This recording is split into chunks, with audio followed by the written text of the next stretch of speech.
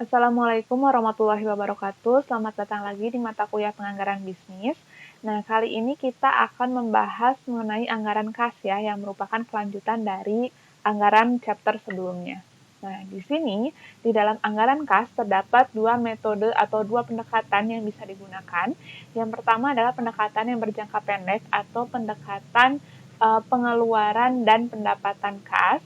Dan yang kedua adalah pendekatan untuk yang berjangka panjang atau pendekatan akuntansi keuangan. Nah, untuk itu kita akan membahas dua contoh soal dari pendekatan ini. Kita mulai. Ini terdapat data anggaran dari CV Gavamedia di tahun 2019 ya, dengan rencana penjualan seperti ini ya, per bulannya dan triwulannya. Lalu di sini ada keterangan bahwa penjualan itu dibayar secara tunai 75%, sedangkan sisanya dibayar secara kredit. Lalu terdapat juga piutang tidak tertagihnya, yaitu sebesar 2%, dan juga sistematika pengumpulan piutangnya ya, baik itu berdasarkan bulanannya ataupun triwulanannya. Nah, di sini juga terdapat saldo kas awalnya sebesar 10 juta ya, dan pengeluaran modal lainnya. Nah, pengeluaran modalnya apa aja? Yang pertama ada pembelian mesin di bulan Maret ya, sebesar 15,8 juta, dan pada triwulan ketiga ya, sebesar 40 juta.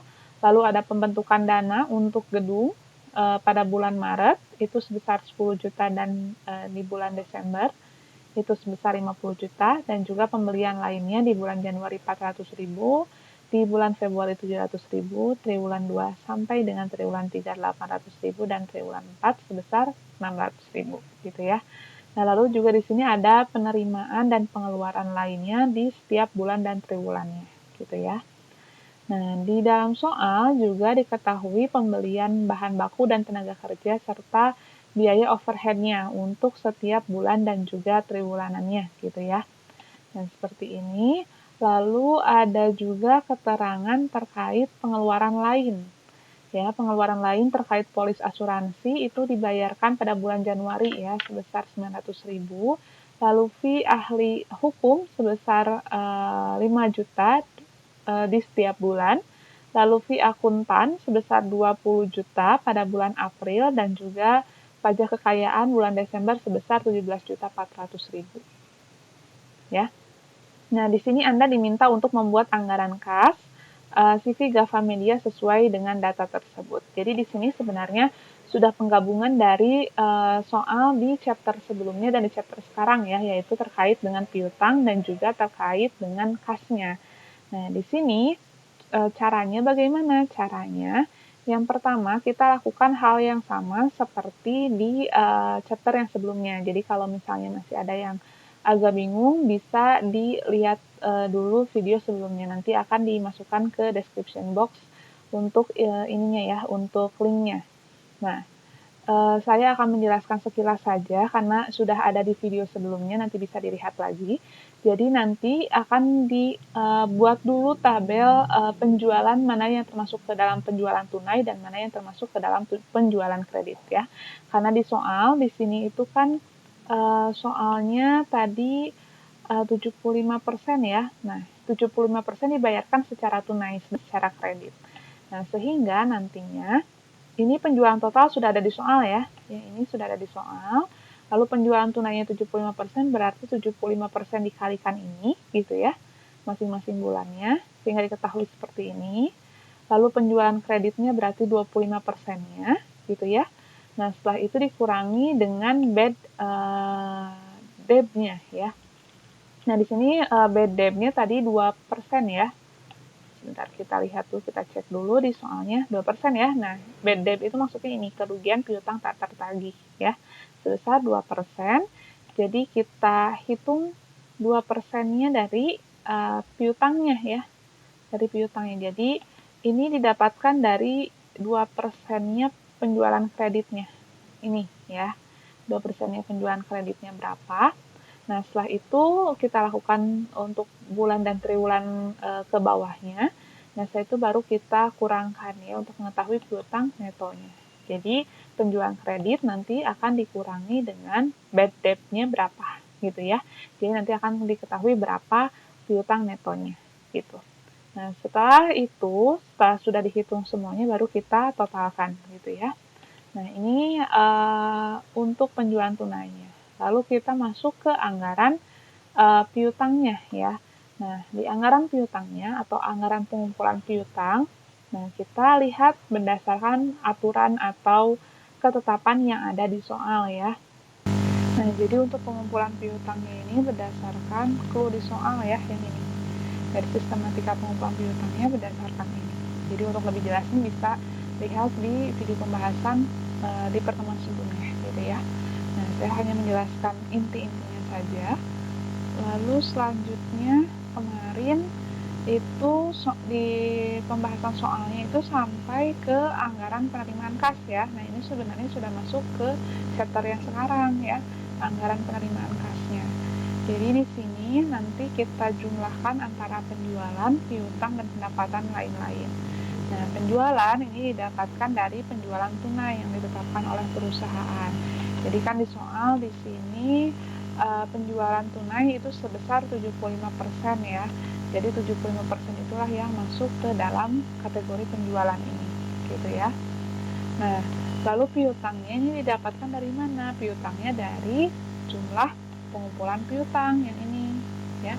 Kita masukkan ke sini lalu ditambahkan dengan pendapatan lain-lain jika ada ya di soal. Nah, kebetulan di soal ini ada pendapatan lain-lainnya.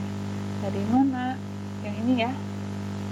Nah, yang ini ada pendapatan lain-lain yang F ya, bagian F. Nah, dari situ baru kita masukkan ke dalam anggaran penerimaan kas. Setelah itu dijumlahkan, maka diketahuilah berapa anggaran penerimaan kasnya, gitu ya. Nah, itu untuk anggaran penerimaan kas. Nah, selanjutnya di pertemuan ini kita ada tambahannya nih.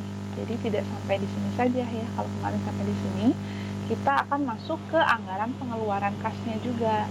Nah, anggaran pengeluaran kasnya di sini saya sudah masukkan akun-akunnya apa saja ya, sesuai dengan informasi yang ada di soal ya, untuk mempermudah saja. Nah, lalu di sini saya sudah masukkan juga pengeluaran lain-lain, lalu biaya bahan baku, biaya tenaga kerja, dan biaya overhead. Nah, ini dikarenakan memang di soal itu sudah ada per bulannya berapa ya. Dari mana? Dari sini ya, ini pengeluaran. Jadi, per bulannya sudah ada, jadi kita langsung input saja ya. Baru keterangan-keterangan lainnya kita baca lagi dari soal, gitu ya. Nah, tadi sudah sampai ke bagian D ya. Nah, selanjutnya kita langsung ke bagian pengeluarannya. Di bagian E, di sini ketahui bahwa perusahaan membeli mesin di bulan Maret sebesar 15.800.000 dan triwulan 3 sebesar 40 juta ya. Jadi di bulan Maret kita tinggal masukkan saja pembelian mesin. Bulan Maret ya, pembelian mesin sebesar 15.800.000 dan 40 juta di triwulan ketiga ya, 40 juta di triwulan ketiga. Nah, setelah itu kita lihat lagi clue yang ada di soal.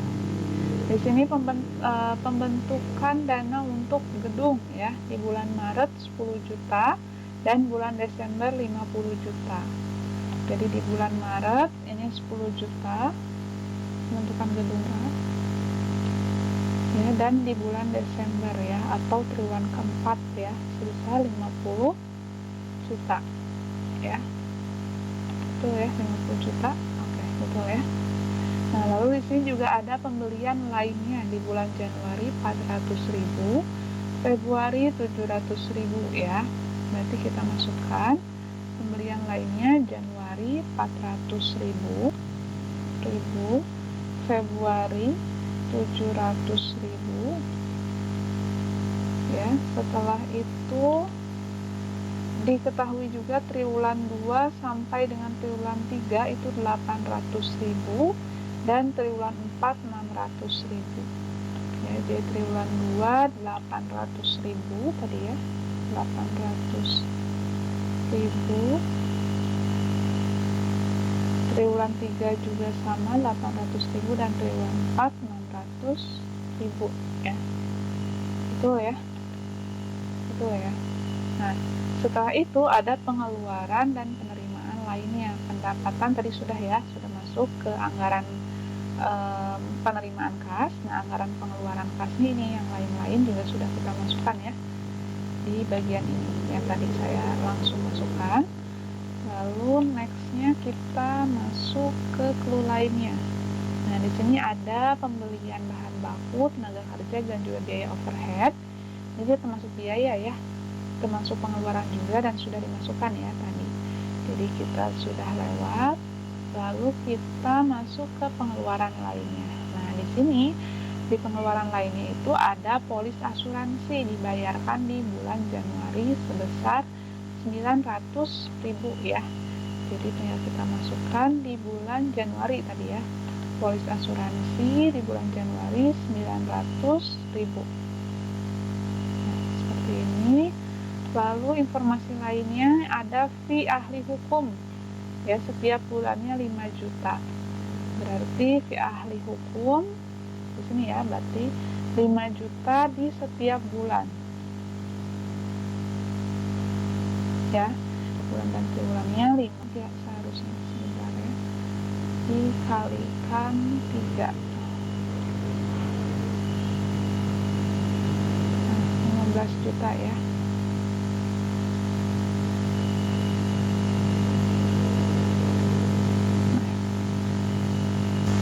Nah, selanjutnya kita masukkan clue di soalnya lagi ya. Di sini ada fee akuntan sebesar 20 juta pada bulan April. Berarti kita masukkan fee akuntan 20 juta ini di triwulan kedua ya, karena April masuk ke dalam triwulan kedua. Nah, seperti ini. Setelah itu di soal diketahui juga ada pajak kekayaan ya di bulan Desember ya, sebesar 17.400.000. Berarti pajak kekayaan di triwulan keempat itu sebesar 17.400.000. Nah, seperti ini. Setelah itu baru kita totalkan keseluruhannya. Nah, setelah ditotalkan, kita dapat mengetahui anggaran pengeluaran kas di setiap bulan atau di setiap triwulannya sebesar berapa. Sebesar segini ya. Nah, sebesar segini totalnya ini. Gitu. Nah, terus setelah ini bagaimana? Setelah ini baru kita akan membuat kas sementaranya ya. Nah, pembuatan kas sementara yaitu dengan menggunakan saldo awal, itu nanti akan ditambahkan dengan penerimaannya berapa, lalu akan dikurangkan dengan pengeluarannya, ketahui berapa saldo akhirnya gitu ya. Nah, di sini ada anggaran kas sementaranya. Di sini kita harus mencari tahu dulu saldo awal tahunnya berapa gitu ya. Nah, di sini di soal sini sudah ada nih ya. Di bagian D, saldo kas awal tahun itu sebesar 10 juta. Jadi saldo kas awal di bulan Januari tinggal kita masukkan saja 10 juta ya. Nah, seperti ini. Setelah itu di sini ada penerimaan. Penerimaan itu maksudnya apa? Penerimaan ini adalah penerimaan dari kasnya. Jadi penerimaan kas yang kita hitung ini ya, totalnya. Jadi ini kita kopikan ya. Kita kopikan ini.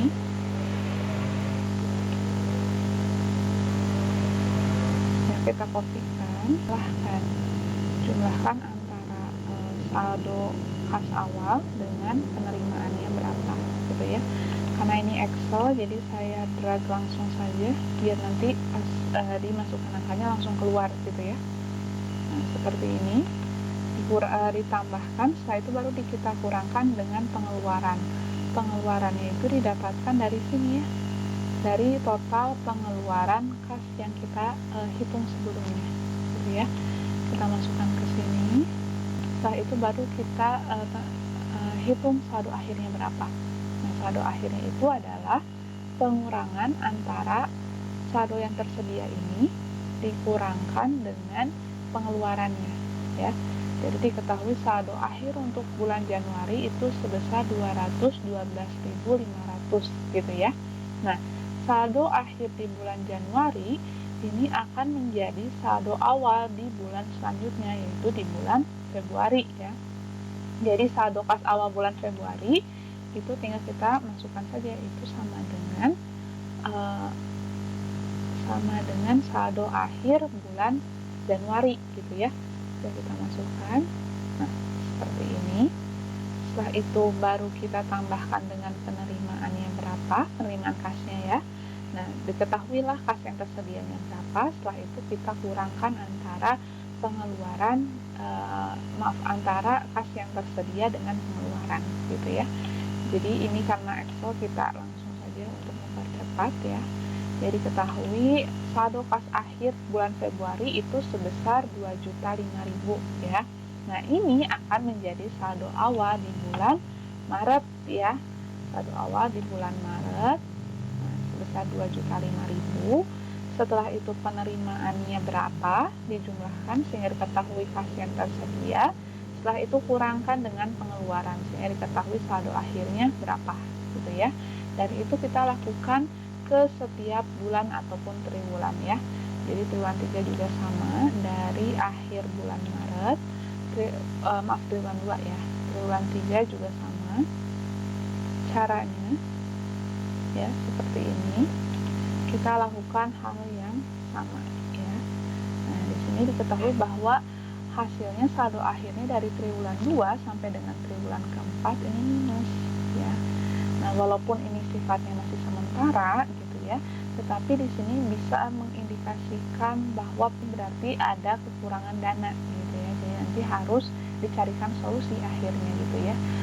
Apakah perlu meminjam uang atau menambahkan modal sendiri atau bagaimana gitu ya. Nah, itulah yang dimaksud dengan anggaran kas. Jadi nantinya akan diketahui maknanya itu tidak hanya dari angka ya. Jadi ini sudah ada sih sebenarnya ya, saya sudah masukkan juga intinya. Jadi di sini berdasarkan hal tersebut bahwa pada triwulan 2, 3, dan 4 itu perusahaan itu mengalami kekurangan kas ya, walaupun ini sifatnya sementara ya karena memang masih berupa anggaran. Nah, untuk mengantisipasi hal ini maka pihak manajemen perlu mencari solusi ya untuk mengatasi kekurangan ini ya, baik melalui pengajuan pinjaman, penambahan modal, penerbitan saham ataupun obligasi gitu. Nah, ini adalah contoh untuk pendekatan penerimaan dan pengeluaran kas ya, atau untuk yang sifatnya berjangka pendek ya.